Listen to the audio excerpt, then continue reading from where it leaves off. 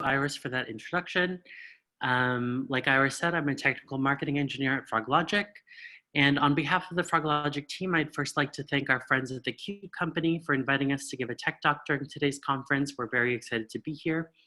I'll be talking about our code coverage tool, Squish Cocoa, and how you can use it both to enhance your application's quality and improve your development and QA team's testing efficiency. So let's get started. First, a few notes about who we are at FrogLogic. FrogLogic was founded by Harry Porten and Reggie Stadelbauer, two former senior engineers at Trolltech, back in 2003, with an initial goal to create an automated GUI testing tool for applications built with the Qt framework. We've since grown from that first offering to create a software quality suite, which we call Squish, that includes the Squish GUI tester, that tool I just mentioned, Squish Cocoa, the code coverage analysis tool we'll discuss today, and we recently announced Squish Test Center, a test result management platform. Our products support nearly 4,000 customers in anything from automotive to medical to aerospace.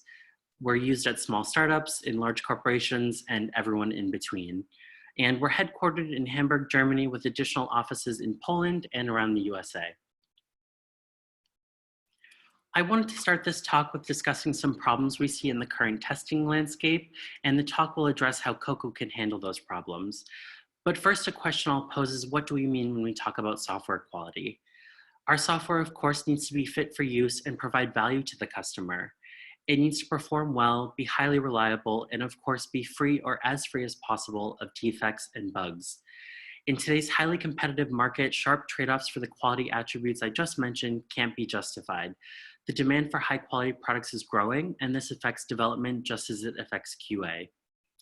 Companies also risk stale applications if new features aren't added to support customers' needs, and the need to stay competitive results in application complexity growing.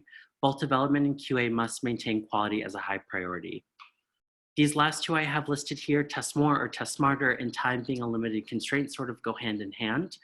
Time constraints affect everyone. There's only limited time in a day and limited time in a development sprint. So we need tools to help us not blindly test more, which could result in redundancy, but help us test smarter, be more informed. These constraints are again felt both by QA and development. The bottom line is we need new tools to address the above problems. So we'll talk about how Squish Cocoa can address these problems today. First, let's have a quick discussion on code coverage concepts, and then I'll mention briefly how Cocoa works. So the idea behind analyzing test coverage is that source code which has been well executed, meaning statements, functions, conditions, and so on being hit by tests, offer a lower chance of defects being found in the application. And with a code coverage tool like Cocoa, we can quantify and report on the quality with real data and use the tool to inform our testing strategy. Typically, an initial step in getting a tool to report on the coverage, we need to first instrument the application so that we can analyze the code using different metrics. And on the next slide, I have that shown here. So on the left of this slide, you see a modified program compilation. We see the usual stages of getting a binary, pre-processing, compiling, the assembly stage, and linking. And Cocoa works by inserting statements into the pre-processed code using its backend program, which we call the coverage scanner. It's essentially a program that instruments the application on the fly, and at the linking stage creates an instrumentation database, which we call the CSMES file or coverage measurement file. When you have this instrumented binary and you execute it, it creates a second file, the CSEXE file, or what we call the execution report. If you take these two data files and you feed them into Cocoa's UI, a program called the coverage browser, you get a coverage report. And we'll see the coverage browser in action in a demo in a moment. Some necessary background on Cocoa's support is given on this slide. Probably most relevant to today's audience is our C family and QML language support. For platform support, we offer pre-built packages for popular platforms like macOS and Windows and Linux. We also offer a platform support package for targeting additional platforms using a cross-compiler. These include mobile operating systems, embedded Linux, embedded Windows, real-time operating systems like Wind River's VxWorks, and so on. And the hardware of the target system can be basically anything that any of the supported compilers can target. So you can imagine a pretty wide-reaching platform support with Cocoa. And the compilers I have listed here is just a short excerpt of what we support. You can find a more complete list on our website, and we encourage you to contact us if you don't see explicit support for the toolchain you're using. As for coverage metrics that Cocoa supports, they're listed here. We don't have time to go through each in depth, but many are probably familiar to you already. Some metrics listed here offer more robustness than certain other metrics. For example, line coverage may not be the most robust metric for calculating code coverage, because you can imagine a function that is written in 2 lines could very well be written in 3 lines. And statement coverage, for example, does not suffer from this shortcoming. More advanced coverage metrics like modified condition decision coverage may be unfamiliar. It's similar to condition coverage, except that every condition in a decision must be tested independently to reach full coverage. And in multiple condition coverage, or MCC, all combinations of truth values in each decision must occur at least once to reach full coverage. And these metrics have different implications when we think about safety critical software applications, which we'll talk about later on in the talk. So enough talking, we'll see Cocoa in action. We'll start with a simple C++ demo. This is called the parser example, which you can find in any Squish Cocoa package. It's a simple C++ based parser, which calculates basic math expressions. And what we've done here is we've written a small set of unit tests testing different functionality of the parser. So this demo will show you how the instrumentation works, how to compile the program, and give you a first look at results in Squish Cocoa's coverage browser. So I'll just exit out of the keynote and switch over to a terminal. You should be seeing a terminal right now. So I've already compiled the application without instrumentation, and I just want to show you how it works. So I'll execute it. And you can just enter in simple expressions. So 1 + 1 gives you 2, 3 divided by 4 gives you 0.75. You see you have some error handling. 5 factorial is 120, and I'll just enter to exit the program. Before we go ahead and instrument the program, I'll just show you a quick peek at the unit tests.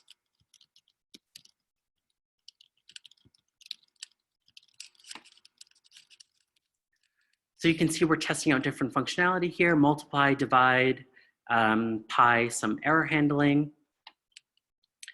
And we'll move on to instrumentation. So I'll quit out of this, and I'll VI into the instrumentation file. So the instrumentation is handled separately by a small shell script that I VI'd into here, and you see a number of export statements. So the first export statement I have my cursor on manipulates the search path to a directory containing compiler wrappers. These wrappers are actually symbolic links to that backend program of Cocoa I mentioned earlier called the coverage scanner. The way it works is it inserts instrumentation code into the preprocess program, and at the end compiles and links the project file in the same way as a normal build. What's nice about Cocoa is that this process is automatic and on the fly. You don't need to mess around with your program source code to get it working. And when the compiler wrappers are executed, they create the instrumented version of the source code and then run the original compiler to compile it. The remaining export statements are additional flags for the compiler wrappers. This second one, cs-on, activates the code coverage. And the remaining statements are basically us customizing how we want Cocoa to handle and report on the coverage. So we have the MCDC metric and MCC metric enabled. These are not instituted by default because they do induce a program slowdown. And this fifth statement here, the exclude path flag, we're using the CPP unit framework, which you can see here, and we're actually excluding the source files of the unit test framework. This is just so that our coverage is not including the testing framework. If we didn't exclude these, our coverage rates in the end would be artificially low. So we're kind of just getting rid of some noise. So I'll quit out of this. And it does take a little bit of time, so I've already gone ahead and instrumented, but that would just be running the script and make with your test as your target. But I won't execute that. Instead, I've loaded the results into the coverage browser.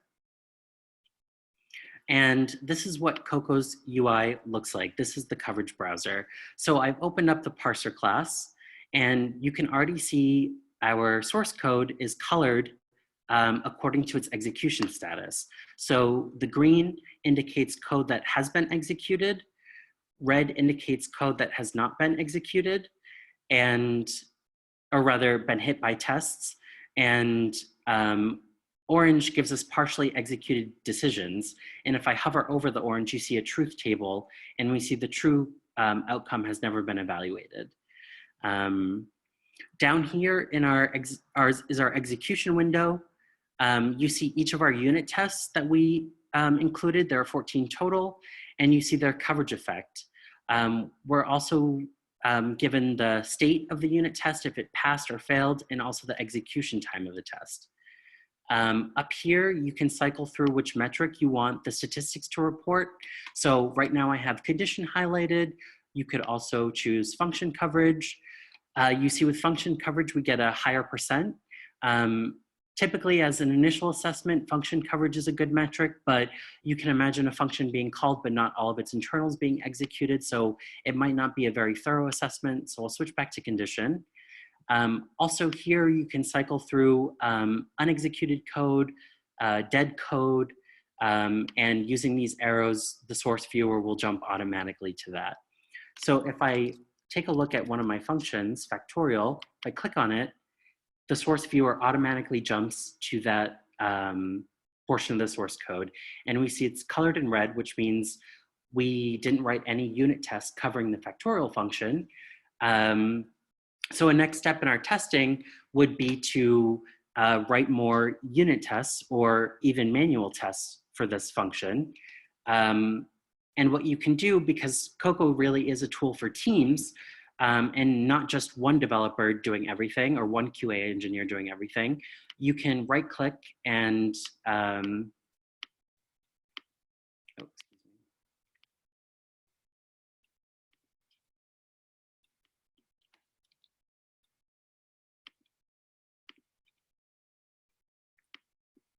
you can add a comment to your code, and those comments will be logged into a report.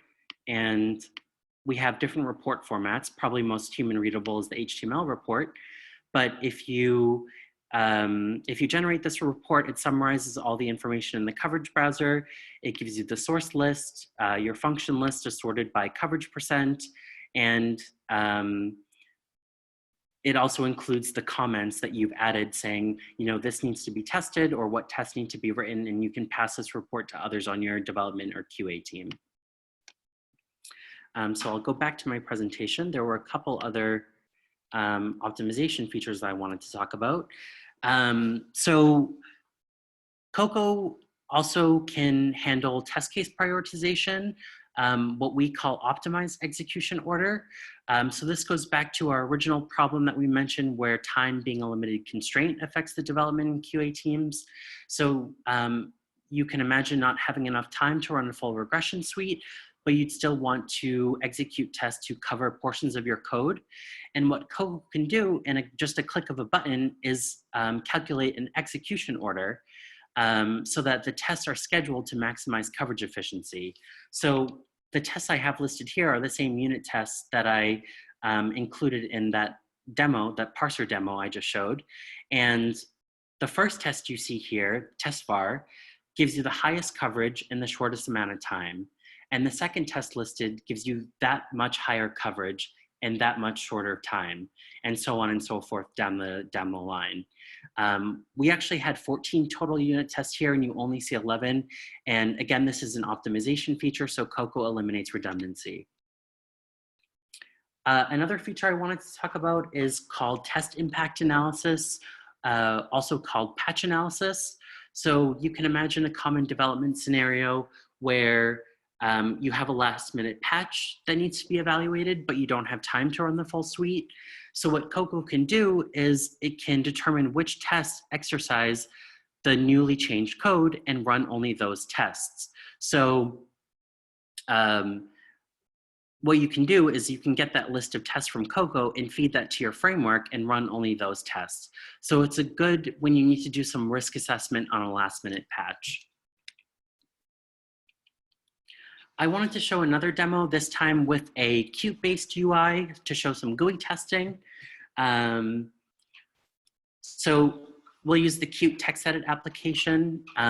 So Coco covers a range of testing strategies, including unit testing, which we just saw, manual testing, functional GUI testing, all the way up to product validation.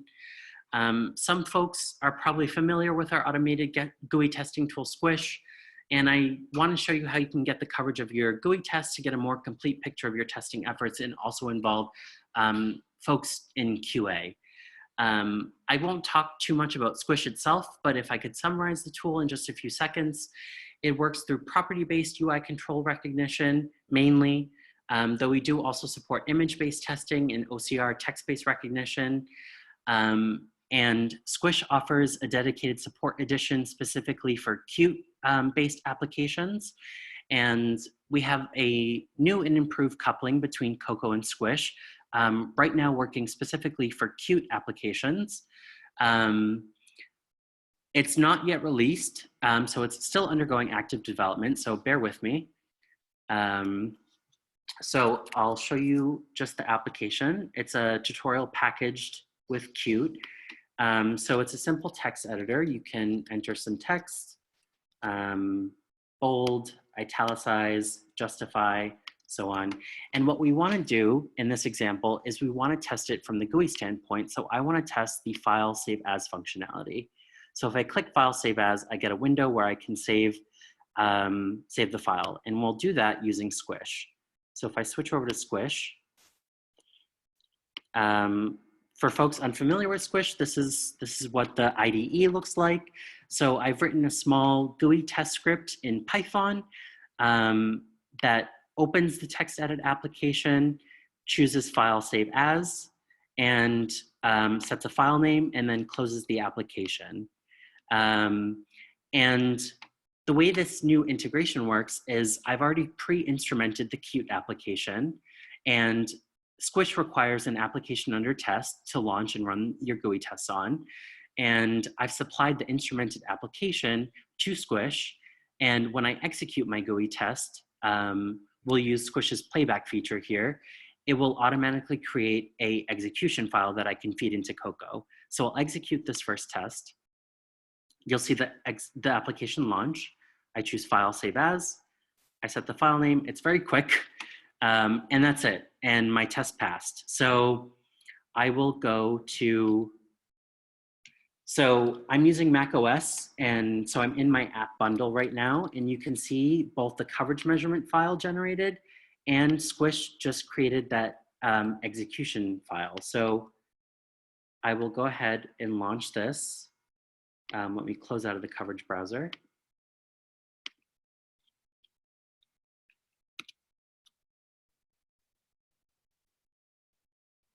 And we'll give a name to our import, file save as demo1. And the test passed, so we can set passed.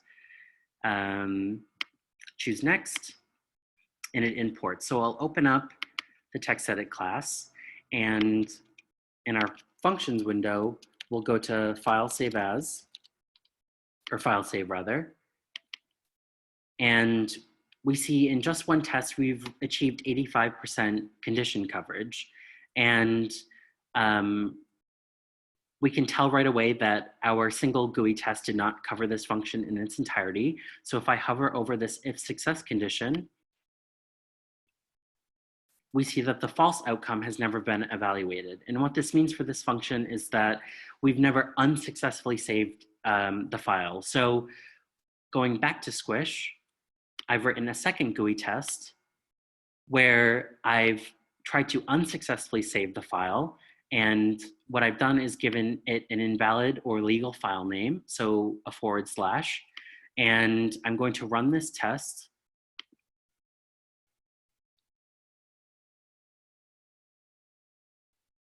And you see Coco detects that the execution report has changed. We'll rename the test, it passed. And we'll import that. And now if we go to File Save As, we see 100% condition coverage for our file save function. As for the File Save As function down here, you see that has not been fully covered because we haven't saved with other file types like HTM, but that could be guiding you in your future testing efforts. So let's just summarize what we just did. I know I went kind of fast, but we wanted to test the application from a GUI standpoint, and we did that in a script-based automated manner, and we used our coverage data to really inform our testing efforts. We had to set that additional test to cover the illegal file naming condition, and we achieved that full coverage with a new Squish test.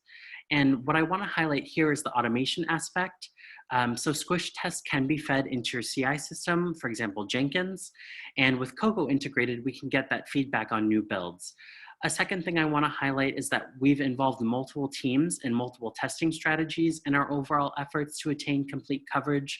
So just to summarize, Coco is really a tool for both QA and development and does work to better your entire development process. So I'll switch back to my keynote. I did want to talk a little bit about continuous integration. So of course, modern agile teams are using continuous integration, especially those adopting a DevOps process. And CI is especially important for quality control, especially in today's ever-shortening release cycles. And using code coverage tooling, we'd want to integrate our tool with our CI system as part of our build and test infrastructure to get fast feedback on the coverage. And of course, with Coco, you can do that. Here, I've named 3 CI systems that we have ready-made integrations for.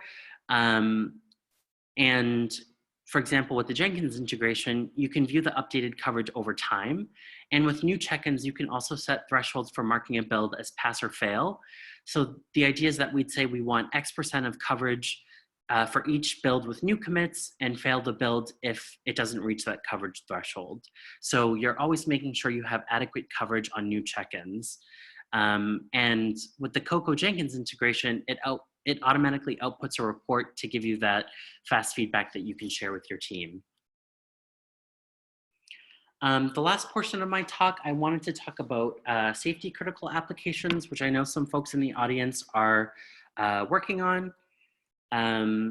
So coverage levels are important when we talk about safety critical applications because different regulations and legislations for these standards, either in automotive applications, if you're working on medical device manufacturing, software involved in railway systems, and many more, have different requirements for their respective safety critical standard.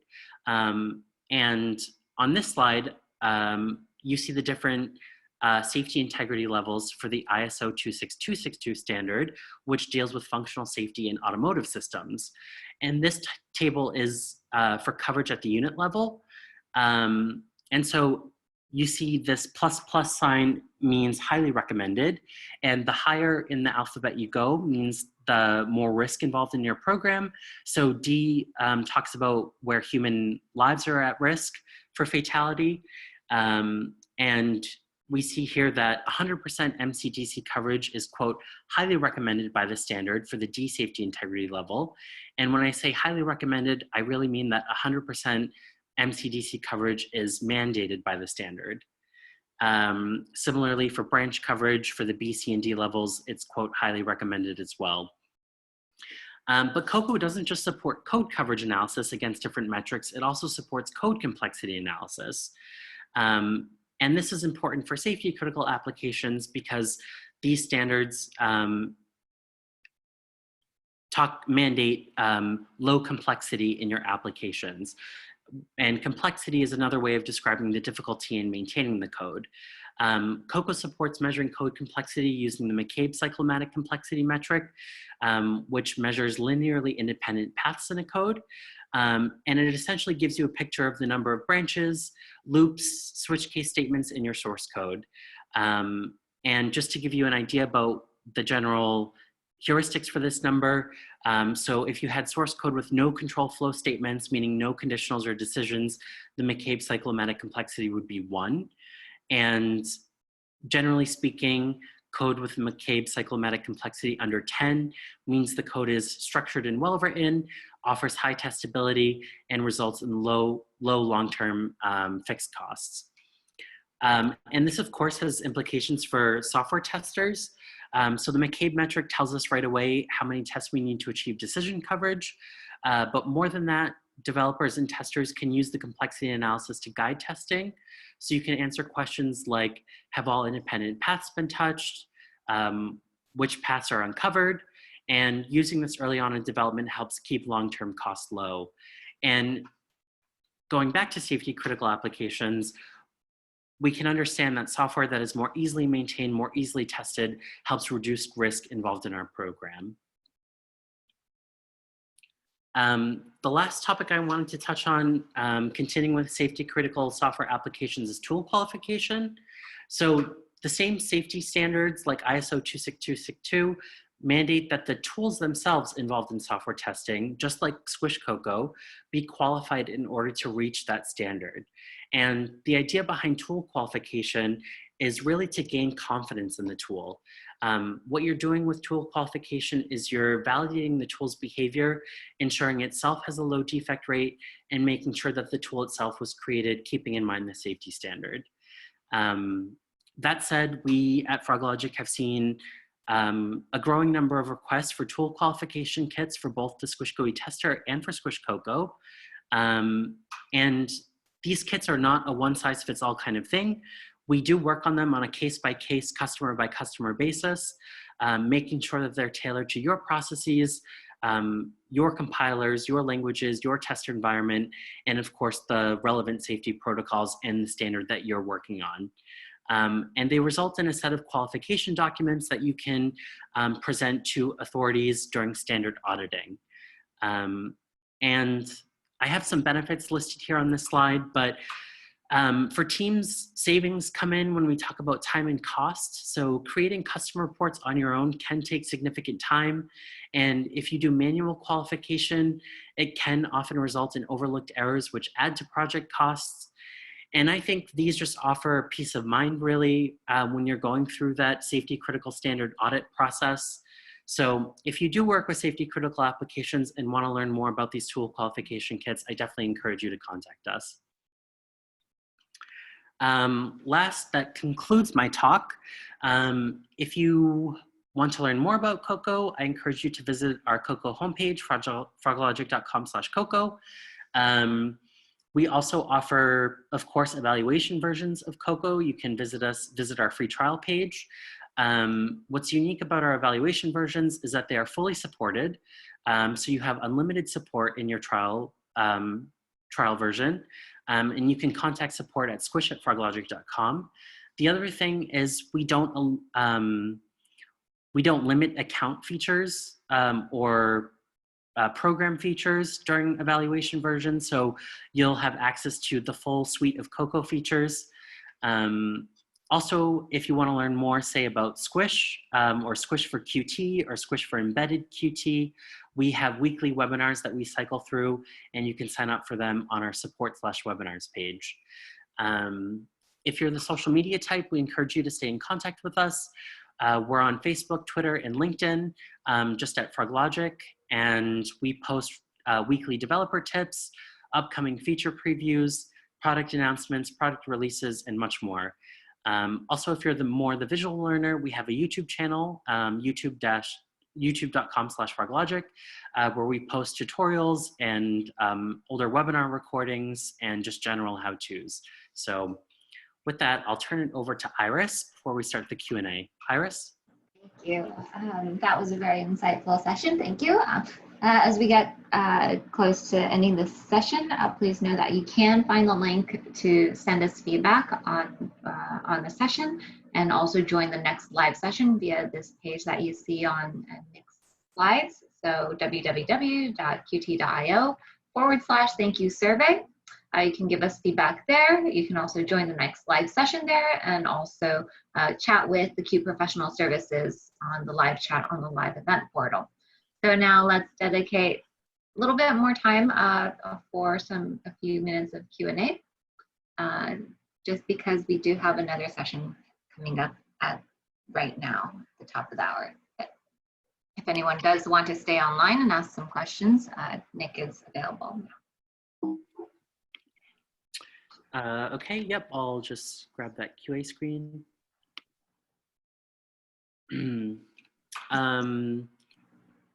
A first question coming in is on unit test framework support. Is my unit test framework supported? So Cocoa was built with a very open and flexible support for generic unit test frameworks. So our documentation includes integration instructions on the popular frameworks like CPP Unit, Google Test, Qtest, but in principle, we can support virtually any generic or atypical unit test framework. So I encourage you to follow our blog because we just posted a article on how to integrate Cocoa for generic frameworks. I also see a question on the difference between Cocoa and GCOV. So main differences are GCOV's coverage level is limited to branch coverage. It does not include condition decision coverage.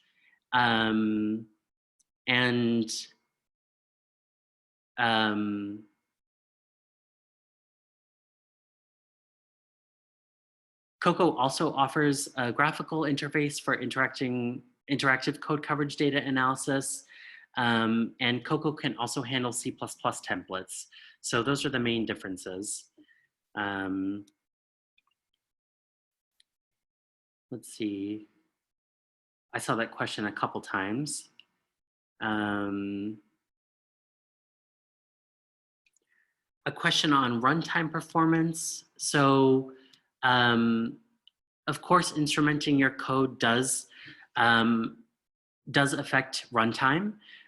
It depends, of course, on the coverage metrics you're including. So in the parser example, I included MCDC and MCC metrics, which do slow the program down. But according to our benchmarks, you can expect a 10 to 30% slowdown in your performance. So yes. Also, instrumentation itself does grow the program, you know, up to 60% larger. So also a question on what are the project limits with Cocoa? So we are always working to enhance Cocoa's performance.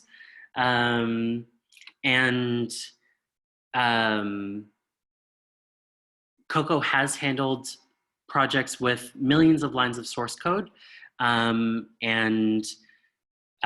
We've seen other projects with, you know, tens of thousands of methods and thousands of classes. So Cocoa can handle pretty big projects. Another question.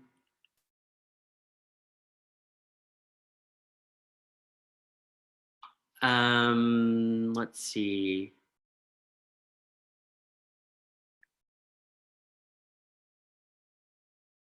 A question on black box testing. So Cocoa can handle black box testing. So this is important if you have source code that is secure and not shared with your QA team, for example. So you saw in the coverage browser that source code is viewable, and not everyone has source code privileges. So what you can do in Cocoa is generate a developer with master privileges to the source code can create a black box instrumentation database and pass that to QA or a developer without source code privileges for not total source code privileges. And you can use that black box database to load your execution reports and manage your executions.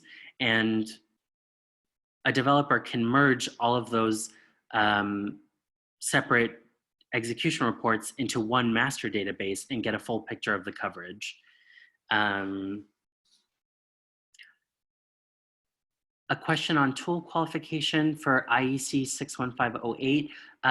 We do have, our tool qualification kit does support that medical device standard. You can find the full list of safety standards that we do support for tool qualification kits on our tool qualification kit website.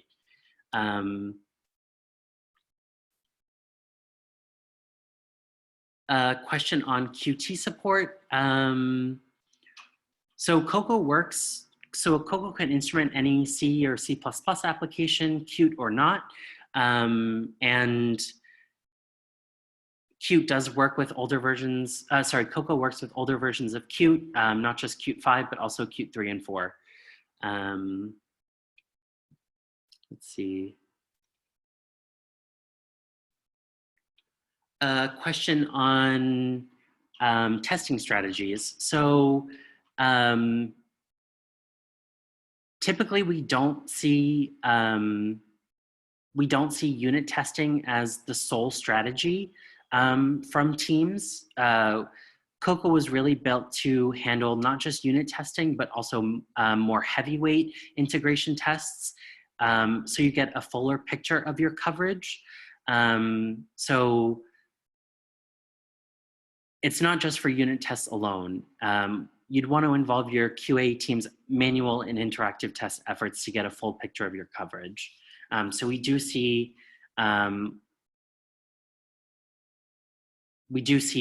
multiple testing strategies. Let's see.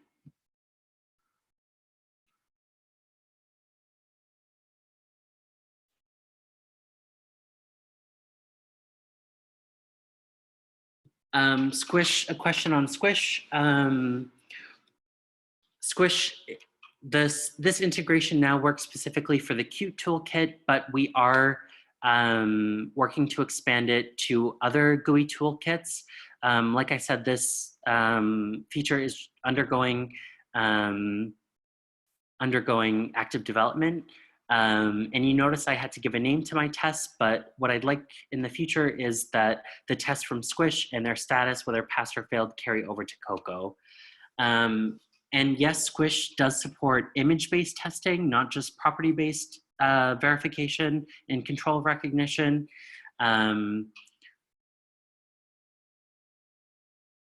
But we understand that there are some limitations to image-based testing, especially when you're working on cross-platform tests. But we do have special parameter tweaks like fuzzy image search and so on for helping out with cross-platform tests. But we do recommend object-based recognition where it is most suitable. Also for text verification across cross-platform tests, we also have OCR-based recognition.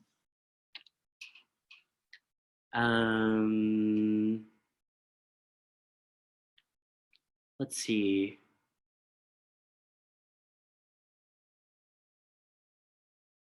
A question on Cocoa and detecting performance bugs. So if you're seeing your code hit or hanging too many times, what you can do is Cocoa is set a validation requirement where the code is only considered executed if it's been hit a certain amount of times. So this is kind of a workaround, but if you set it to a high value, it can be used to detect overly hit code. Iris, how am I doing on time?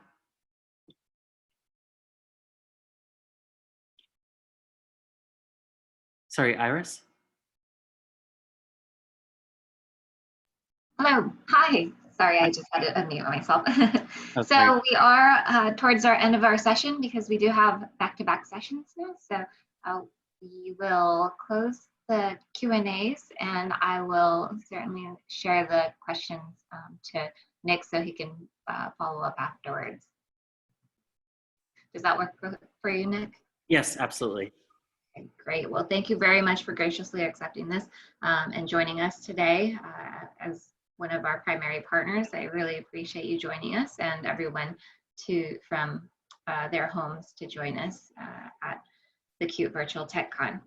So again, we look forward to seeing you again online, and you can access the live agenda at the previous link that you came from, or qt.io / thank you survey, and you can access again the next sessions.